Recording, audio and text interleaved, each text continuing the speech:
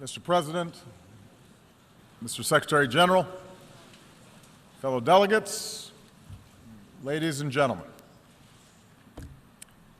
As I address this hall as President for the final time, let me recount the progress that we've made these last 8 years. From the depths of the greatest financial crisis of our time, we coordinated our response to avoid further catastrophe and return the global economy to growth. We've taken away terrorist safe havens, strengthened the non-proliferation regime, resolved the Iranian nuclear issue through diplomacy.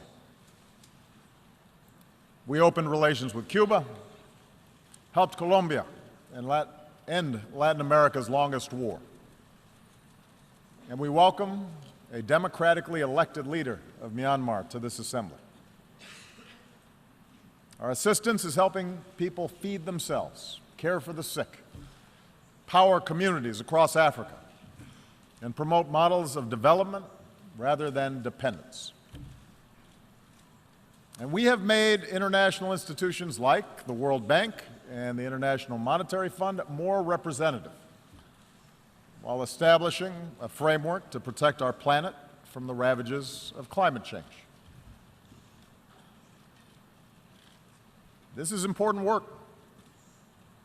It has made a real difference in the lives of our people. And it could not have happened had we not worked together. And yet, around the globe, we are seeing the same forces of global integration that have made us interdependent also expose deep fault lines in the existing international order. We see it in the headlines every day. Around the world, refugees flow across borders in flight from brutal conflict. Financial disruptions continue to weigh upon our workers and entire communities. Across vast swaths of the Middle East, basic security, basic order has broken down. We see too many governments muzzling journalists and quashing dissent and censoring the flow of information. Terrorist networks use social media to prey upon the minds of our youth, endangering open societies and spurring anger against innocent immigrants and Muslims. Powerful nations contest the constraints placed on them by international law. And this is the paradox that defines our world today. A quarter century after the end of the Cold War, the world is by many measures less violent and more prosperous than ever before. And yet our societies are filled with uncertainty and unease and strife.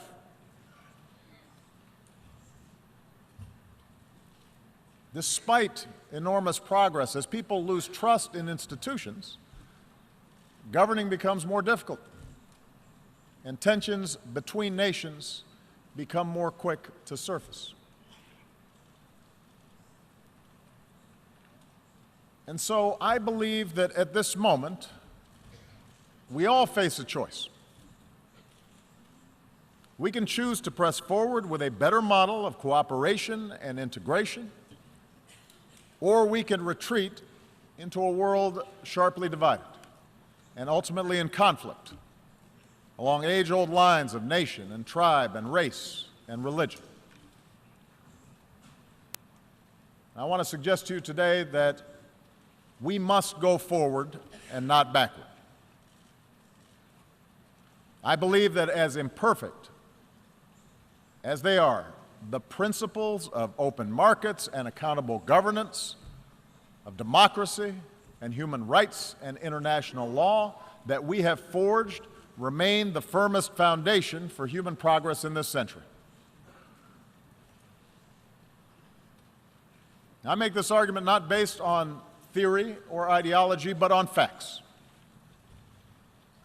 facts that all too often we forget in the immediacy of current events. Here's the most important fact. The integration of our global economy has made life better for billions of men, women, and children. Over the last 25 years, the number of people living in extreme poverty has been cut from nearly 40% of humanity to under 10%. That's unprecedented. And it's not an abstraction. It means children have enough to eat. Mothers don't die in childbirth. Meanwhile, cracking the genetic code promises to cure diseases that have plagued us for centuries. The internet can deliver the entirety of human knowledge to a young girl in a remote village on a single handheld device. In medicine and in manufacturing and education and communications, we're experiencing a transformation of how human beings live on a scale that recalls the revolutions in agriculture and industry. And as a result, a person born today is more likely to be healthy, to live longer, and to have access to opportunity than at any time in human history. Moreover, the collapse of colonialism and communism has allowed more people than ever before to live with the freedom to choose their leaders. Despite the real and troubling areas where freedom appears in retreat, the fact remains that the number of democracies around the world has nearly doubled in the last 25 years. In remote corners of the world, citizens are demanding respect for the dignity of all people, no matter their gender or race or religion or disability or sexual orientation, and those who deny others dignity are subject to public reproach. An explosion of social media has given ordinary people more ways to express themselves and has raised people's expectations for those of us in power. Indeed, our international order has been so successful that we take it as a given that great powers no longer fight world wars, that the end of the Cold War lifted the shadow of nuclear Armageddon, that the battlefields of Europe have been replaced by peaceful union, that China and India remain on a path of remarkable growth. I say all this not to whitewash the challenges we face or to suggest complacency. Rather, I believe that we need to acknowledge these achievements in order to summon the confidence to carry this progress forward and to make sure that we do not abandon those very things that have delivered this progress. In order to move forward, though, we do have to acknowledge that the existing path to global integration requires a course correction. Because too often those trumpeting the benefits of globalization have ignored inequality within and among nations, have ignored the enduring appeal of ethnic and sectarian identities, have left international institutions ill-equipped, underfunded, under-resourced in order to handle transnational challenges. And as these real problems have been neglected, alternative visions of the world have pressed forward, both in the wealthiest countries and in the poorest. Religious fundamentalism, the politics of ethnicity or tribe or sect, aggressive nationalism, a crude populism, sometimes from the far left, but more often from the far right, which seeks to restore what they believe was a better, simpler age free of outside contamination. We cannot dismiss these visions. They are powerful. They reflect dissatisfaction among too many of our citizens. I do not believe those visions can deliver security or prosperity over the long term. But I do believe that these visions fail to recognize at a very basic level our common humanity. Moreover, I believe that the acceleration of travel and technology and telecommunications, together with a global economy that depends on a global supply chain, makes it self-defeating ultimately for those who seek to reverse this progress. Today, a nation ringed by walls would only imprison itself.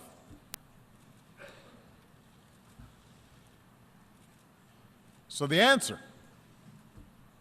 cannot be a simple rejection of global integration.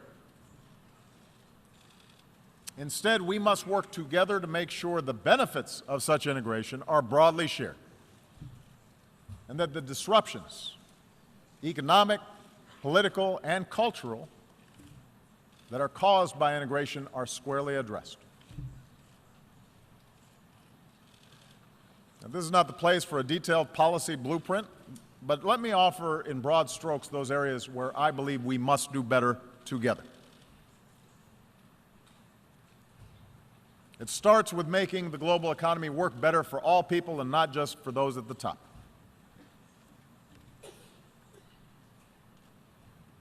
While open markets, capitalism have raised standards of living around the globe,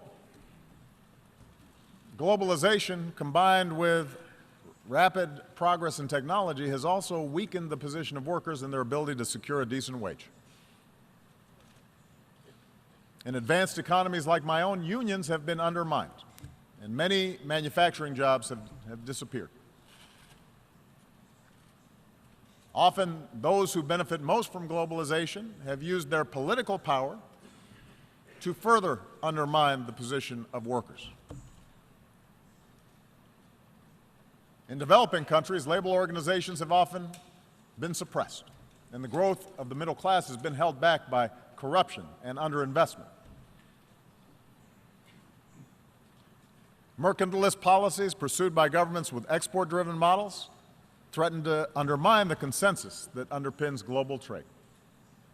And meanwhile, global capital is too often unaccountable. Nearly $8 trillion stashed away in tax havens, and a shadow banking system that grows beyond the reach of effective oversight. A world in which 1% of humanity controls as much wealth as the other 99% will never be stable. I understand that the gaps between rich and poor are not new, but just as the child in a slum today can see the skyscraper nearby, technology now allows any person with a smartphone to see how the most privileged among us live and the contrast between their own lives and others. Expectations rise then, faster than governments can deliver, and a pervasive sense of injustice undermines people's faith in the system. So how do we fix this imbalance? We cannot unwind integration any more than we can stuff technology back into a box, nor can we look to failed models of the past. If we start resorting to trade wars, market-distorting subsidies, beggar-thy-neighbor policies, an over-reliance on natural resources instead of innovation, these approaches will make us poor collectively, and they are more likely to lead to conflict. And the stark contrast between, say, the success of the Republic of Korea and the wasteland of North Korea shows that central planned control of the economy is a dead end. But I do believe there's another path, one that fuels growth and innovation and offers the clearest route to individual opportunity and national success. It does not require succumbing to a soulless capitalism that benefits only the few, but rather recognizes that economies are more successful when we close the gap between rich and poor, and growth is broadly based. And that means respecting the rights of workers so they can organize into independent unions and earn a living wage. It means investing in our people, their skills, their education, their capacity to take an idea and turn it into a business. It means strengthening the safety net that protects our people from hardship and allows them to take more risks to look for a new job or start a new venture. These are the policies that I've pursued here in the United States, and with clear results. American businesses have created now 15 million new jobs. After the recession, the top 1% of Americans were capturing more than 90% of income growth, but today that's down to about half. Last year, poverty in this country fell at the fastest rate in nearly 50 years. And with further investment in infrastructure and early childhood education and basic research, I'm confident that such progress will continue. So just as I've pursued these measures here at home, so has the United States worked with many nations to curb the excesses of capitalism, not to punish wealth, but to prevent repeated crises that can destroy it. That's why we've worked with other nations to create higher and clearer standards for banking and taxation. Because a society that asks less of oligarchs than ordinary citizens will rot from within. That's why we've pushed for transparency and cooperation in rooting out corruption and tracking illicit dollars. Because markets create more jobs when they're fueled by hard work and not the capacity to extort a bribe. That's why we've worked to reach trade agreements that raise labor standards and raise environmental standards, as we've done with the Trans-Pacific Partnership, so that the benefits are more broadly shared. And just as we benefit by combating inequality within our countries, I believe advanced economies still need to do more to close the gap between rich and poor nations around the globe. This is difficult politically. It's difficult to spend on foreign assistance. But I do not believe this is charity. For the small fraction of what we spent at war in Iraq, we could support institutions so that fragile states don't collapse in the first place, and invest in emerging economies that become markets for our goods. It's not just the right thing to do, it's the smart thing to do. And that's why we need to follow through on our efforts to combat climate change. If we don't act boldly, the bill that could come due will be mass migrations and cities submerged and nations displaced and food supplies decimated and conflicts born of despair.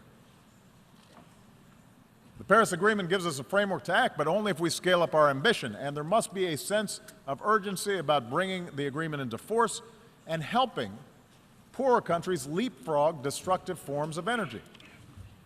So for the wealthiest countries, a green climate fund should only be the beginning. We need to invest in research and provide market incentives to develop new technologies and then make these technologies accessible and affordable for poorer countries. And only then can we continue lifting all people up from poverty without condemning our children to a planet beyond their capacity to repair. So, we need new models for the global marketplace, models that are inclusive and sustainable. And in the same way, we need models of governance that are inclusive and accountable to ordinary people. I recognize not every country in this hall is going to follow the same model of governance. I do not think that America can or should impose our system of government on other countries. But there appears to be a growing contest between authoritarianism and liberalism right now. And I want everybody to understand, I am not neutral in that contest. I believe in a liberal political order, an order built not just through elections and representative government, but also through respect for human rights and civil society and independent judiciaries and the rule of law. I know that some countries which now recognize the power of free markets still reject the model of free societies. And perhaps those of us who have been promoting democracy feel somewhat discouraged since the end of the Cold War, because we've learned that liberal democracy will not just wash across the globe in a single wave. It turns out building accountable institutions is hard work, the work of generations. The gains are often fragile. Sometimes we take one step forward and then two steps back. In countries held together by borders drawn by colonial powers, with ethnic enclaves and tribal divisions, politics and elections can sometimes appear to be a zero-sum game.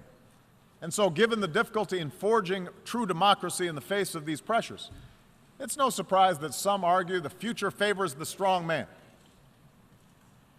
a top-down model, rather than strong democratic institutions.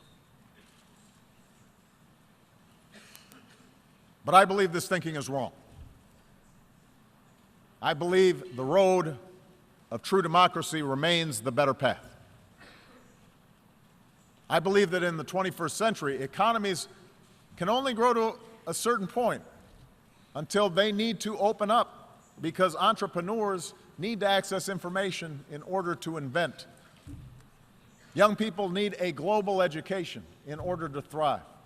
Independent media needs to check the abuses of power. Without this evolution, ultimately expectations of people will not be met. Suppression and stagnation will set in. And history shows that strong men are then left with two paths: permanent crackdown, which sparks strife at home, or scapegoating enemies abroad, which can lead to war. Now, I will admit, my belief that governments serve the individual and not the other way around is shaped by America's story. Our nation began with a promise of freedom that applied only to the few, but because of our democratic Constitution, because of our Bill of Rights, because of our ideals, ordinary people were able to organize and march and protest, and ultimately those ideals won out. Open doors for women and minorities and workers in ways that made our economy more productive and turned our diversity into a strength.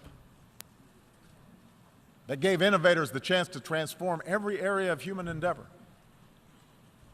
That made it possible for someone like me to be elected President of the United States. So yes, my views are shaped by the specific experiences of America, but I do not think this story is unique to America. Look at the transformation that's taken place in countries as different as Japan and Chile, Indonesia, Botswana. The countries that have succeeded are ones in which people feel they have a stake. In Europe, the progress of those countries in the former Soviet bloc that embraced democracy stand in clear contrast to those that did not. After all, the people of Ukraine did not take to the streets because of some plot imposed from abroad. They took to the streets because their leadership was for sale, and they had no recourse. They demanded change because they saw life get better for people in the Baltics and in Poland, societies that were more liberal and democratic and open than their own.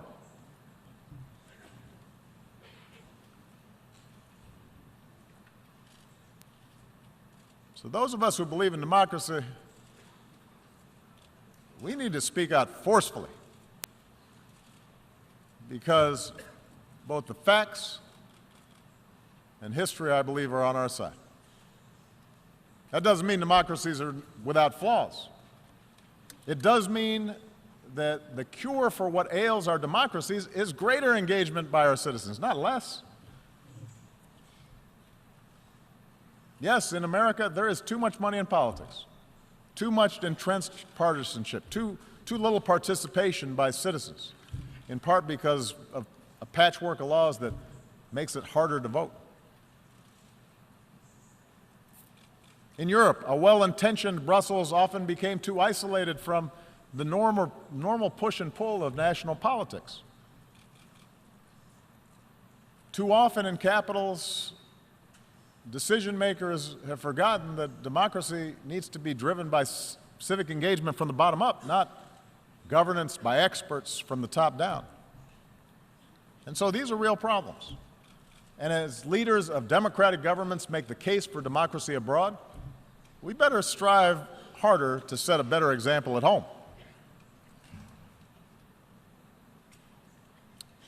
Moreover, every country will organize its government informed by centuries of history and the circumstances of geography and the deeply held beliefs of its people.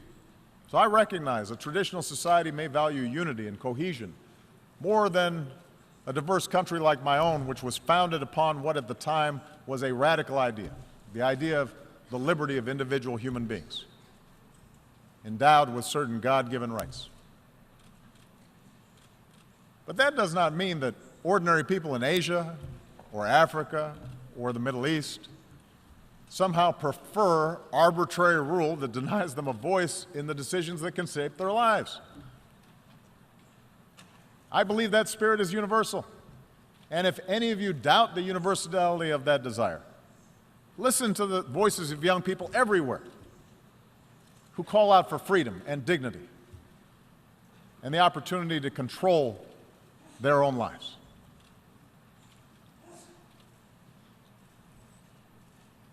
This leads me to the third thing we need to do.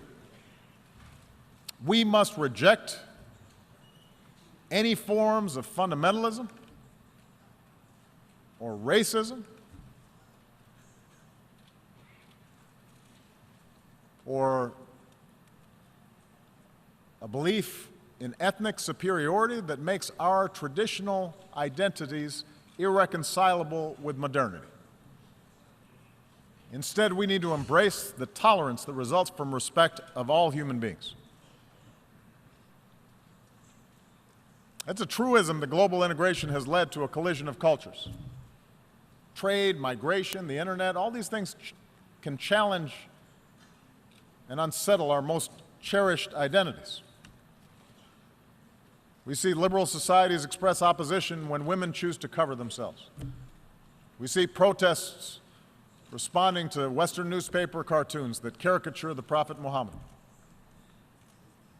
In a world that left the age of empire behind, we see Russia attempting to recover lost glory through force.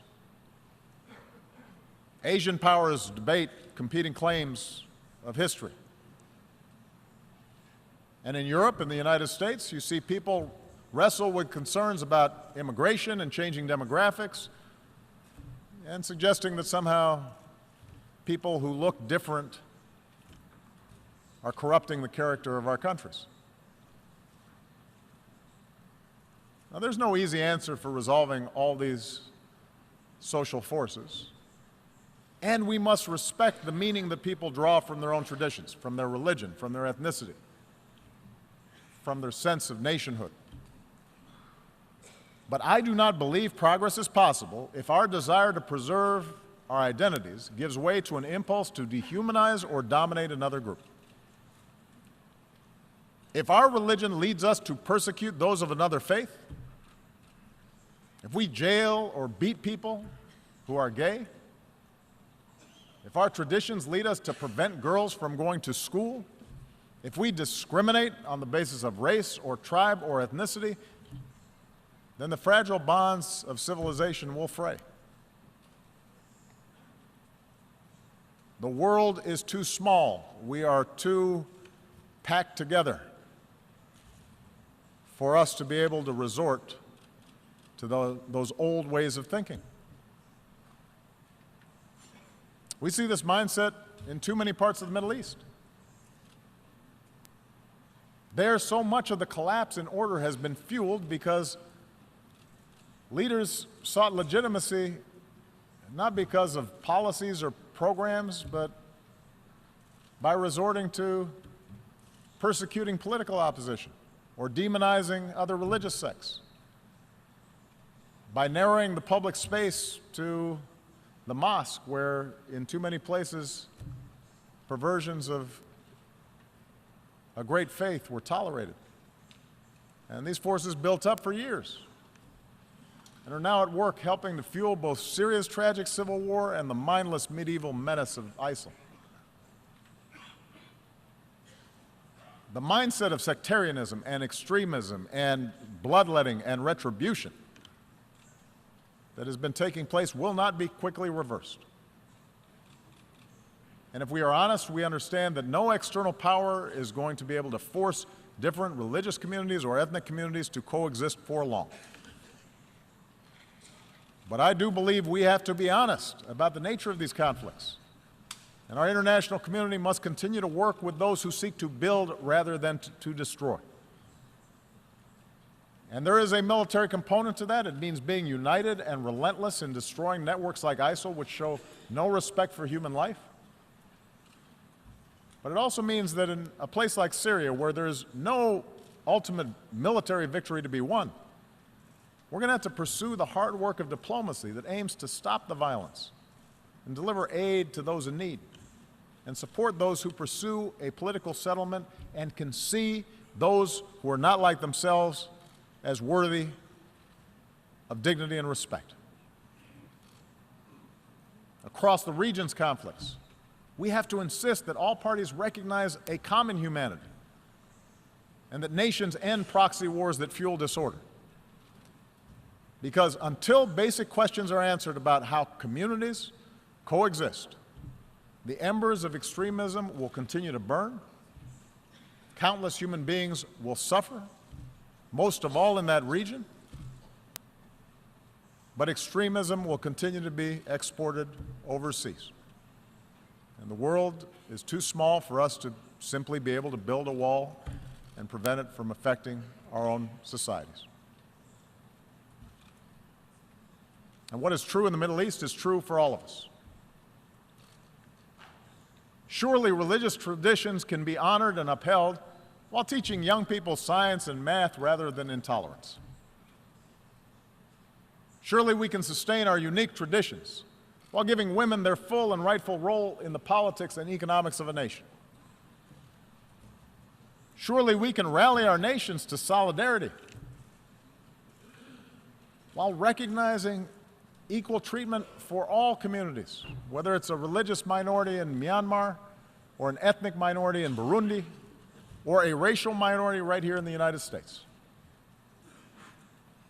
And surely Israelis and Palestinians will be better off if Palestinians reject incitement and recognize the legitimacy of Israel. But Israel recognizes that it cannot permanently occupy and settle Palestinian land.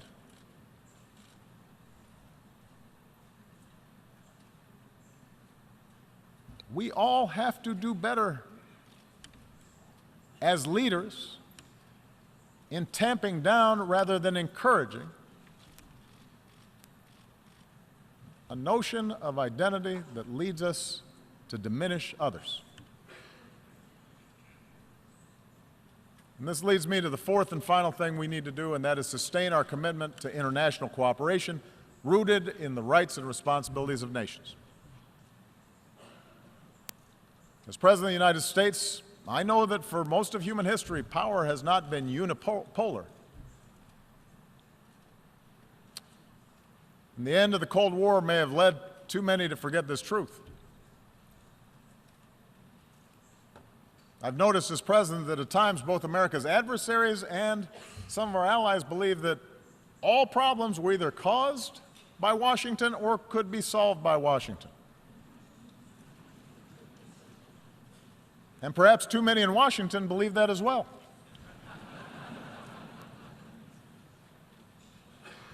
But I believe America has been a rare superpower in human history insofar as it has been willing to think beyond narrow self-interest.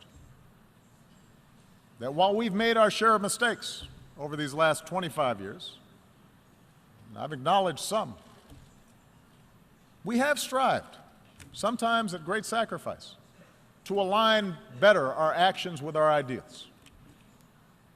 And as a consequence, I believe we have been a force for good. We have secured allies. We've acted to protect the vulnerable. We've supported human rights. and welcome scrutiny of our own actions. We've bound our power to international laws and institutions. When we've made mistakes, we've tried to acknowledge them. We have worked to roll back poverty and hunger and disease beyond our borders, not just within our borders.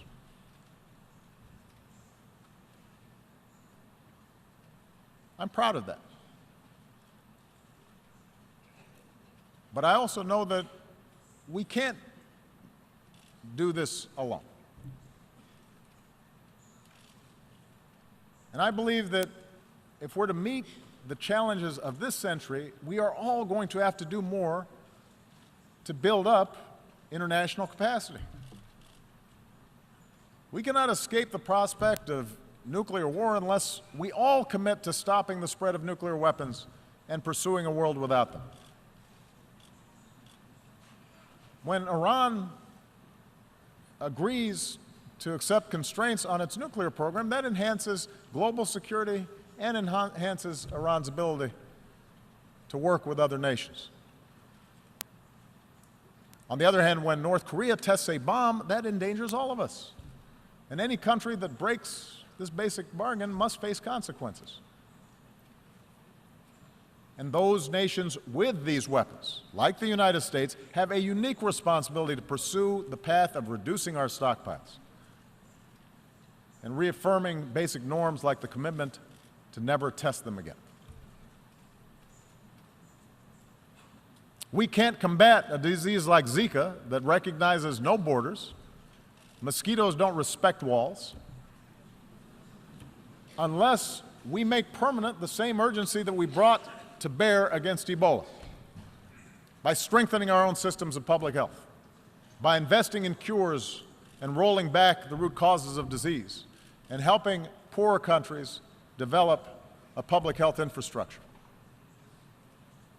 We can only eliminate extreme poverty if the sustainable development goals that we have set are more than words on paper. Human ingenuity now gives us the capacity to feed the hungry and give all of our children, including our girls, the education that is the foundation for opportunity in our world. But we have to put our money where our mouths are. And we can only realize the promise of this institution's founding, to replace the ravages of war with cooperation, if powerful nations, like my own, accept constraints. Sometimes I'm criticized in my own country for professing a belief in international norms and multilateral institutions, but I am convinced that in the long run, giving up some freedom of action, not giving up our ability to protect ourselves or pursue our core interests, but binding ourselves to international rules over the long term enhances our security. And I think that's not just true for us. If Russia continues to interfere in the affairs of its neighbors, it may be popular at home, it may fuel nationalist fervor for a time, but over time it is also going to diminish its stature and make its borders less secure. In the South China Sea, a peaceful resolution of disputes offered by law will mean far greater stability than the militarization of a few rocks and reefs. We are all stakeholders in this international system, and it calls upon all of us to invest in the success of institutions to which we belong. And the good news is that many nations have shown what kind of progress is possible when we make those commitments. Consider what we've accomplished here over the past few years.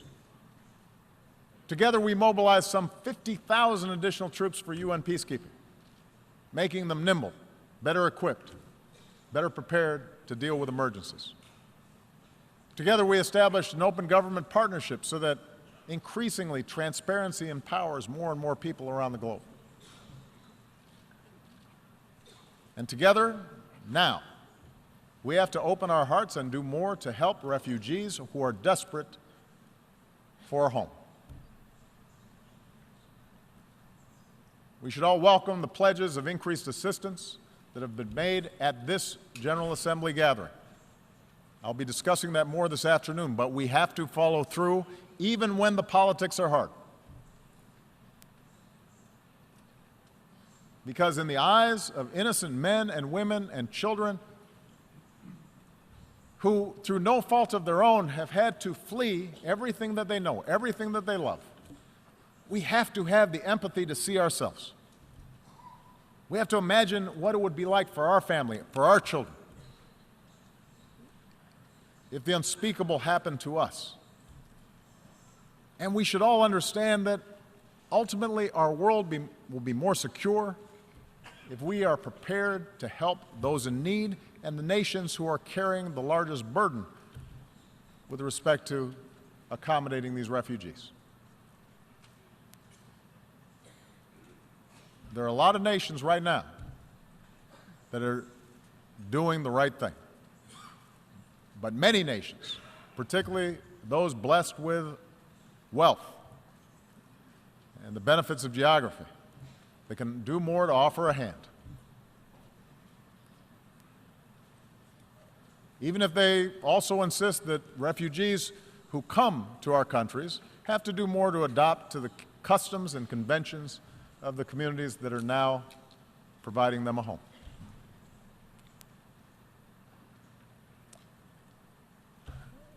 Let me conclude by saying that I recognize history tells a different story than the one that I've talked about here today.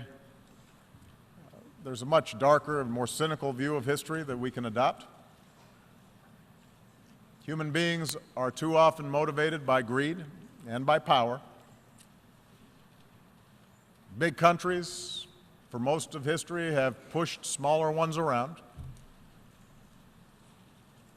Tribes and ethnic groups and nation-states have very often found it most convenient to define themselves by what they hate and not just those ideas that bind them together. Time and again, human beings have believed that they finally arrived at a period of enlightenment, only to repeat then cycles of conflict and suffering. Perhaps that's our fate. We have to remember that the choices of individual human beings led to repeated world war. But we also have to remember that the choices of individual human beings created a United Nations so that a war like that would never happen again.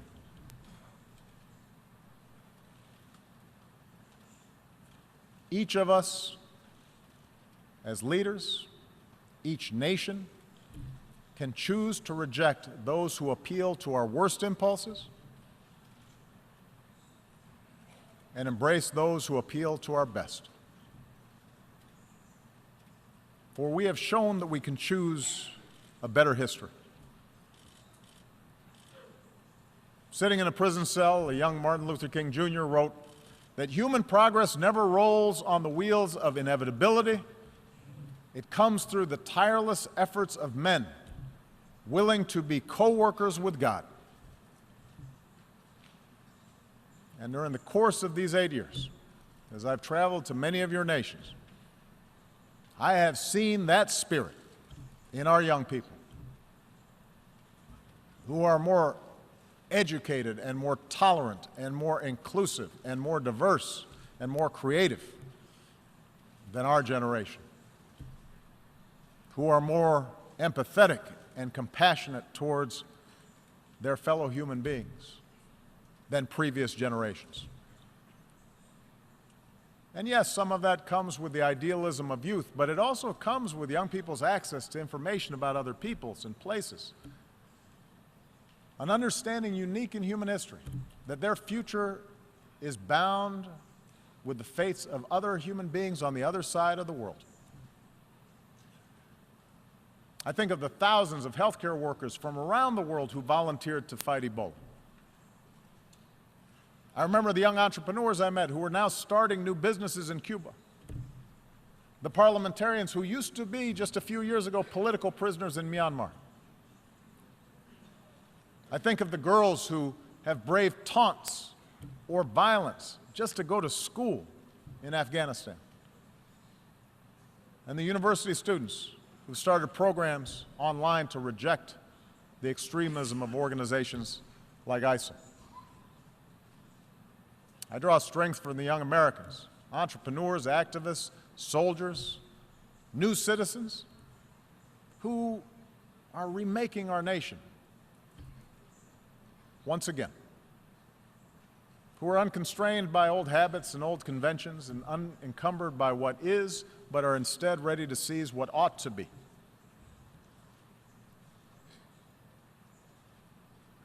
My own family is made up of the flesh and blood and traditions and cultures and faiths from a lot of different parts of the world. Just as America has been built by immigrants from every shore. And in my own life, in this country, and as president, I have learned that our identities do not have to be defined by putting someone else down, but can be enhanced by lifting somebody else up. That they don't have to be defined in opposition to others, but rather by a belief in liberty and equality and justice and fairness. And the embrace of these principles as universal doesn't weaken my particular pride, my particular love for America. It strengthens it. My belief that these ideals apply everywhere doesn't lessen my commitment to help those who look like me or pray as I do or pledge allegiance to my flag. But my faith in those principles does force me to expand my moral imagination and to recognize that I can best serve my own people. I can best look after my own daughters by making sure that my actions seek what is right for all people and all children and your daughters and your sons. This is what I believe, that all of us can be co-workers with God. And our leadership and our governments and this United Nations should reflect this irreducible truth. Thank you very much.